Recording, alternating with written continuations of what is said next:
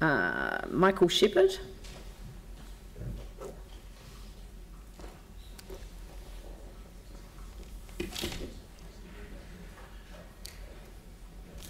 Good afternoon, I'm Mike Sheppard.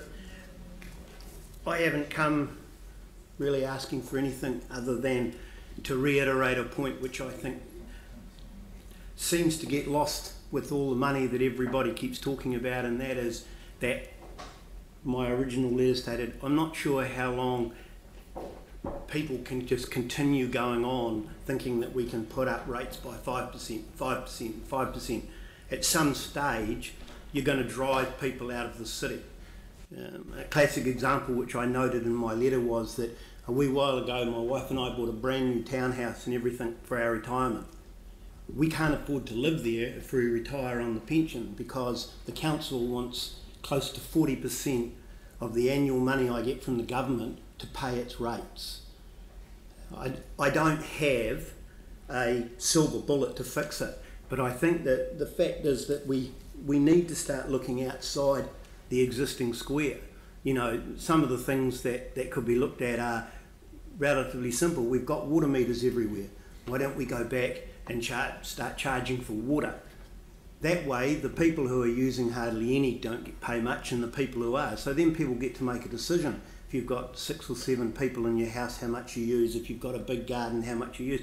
But instead of impacting everybody with huge rates, you start giving people a choice. I don't even actually have a problem with the fuel tax, as long as the fuel tax interacts on rates. Then people make a decision. If you want to drive around in your car, you put petrol in it. You're helping to pay for the roads and everything else.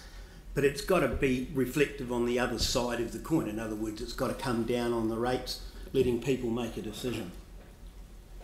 Unlike the last person who finished off his submission with suggesting that selling assets was a bad idea, I'm going to go totally the other way and say that I own a business and I live in the real world, and at some stage in the real world we have to say things like we can't borrow any more money, we need to reduce our debt, we need to look at where we're going. I'm not suggesting that the council goes rushing out and selling its assets, but there's nothing to stop the council floating 20 or 30% of some of the big assets.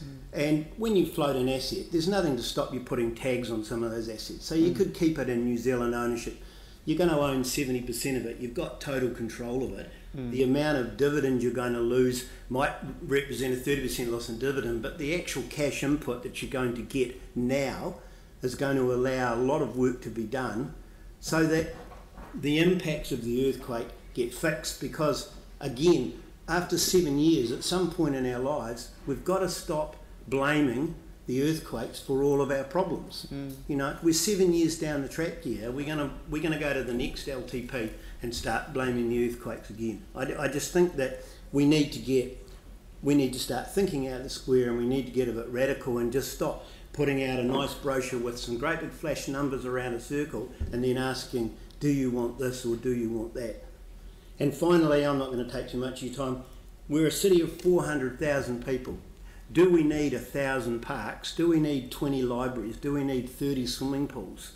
It would appear that we have a whole load of little wards around the city with a whole load of little council blocks who come here and they all throw their hats in the thing and they all want their money, and their locals want this swimming pool and they want that swimming pool and they want a new park and they want this.